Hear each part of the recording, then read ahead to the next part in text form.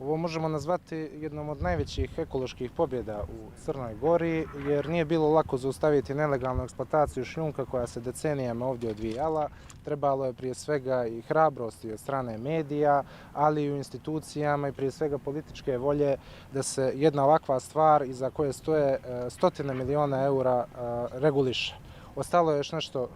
da kažem, sitnih prekršaja i sitne eksploatacije, ali to će biti, vjerujem, završeno u trenucima kad krenemo u drugu fazu same sanacije, to jeste kada krenu sa popunjanjem ovih rupa i kratera koji su se pojavili na državnim parcelama i kada se materijal sa državnih parcela koji je ilegalno eksploatisan na kraju iskoristi u ove pozitivne projekte.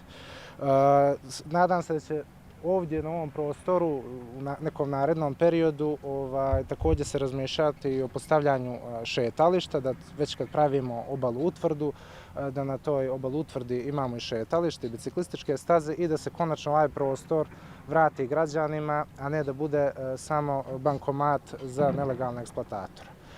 U narednom periodu, naravno, pratit ćemo dešavanja i nadam se da će se konačno staviti tačke kada je u pitanju ovaj ekološki problem i da će zaista biti Morača za ponos Podgorice i Crne Gore.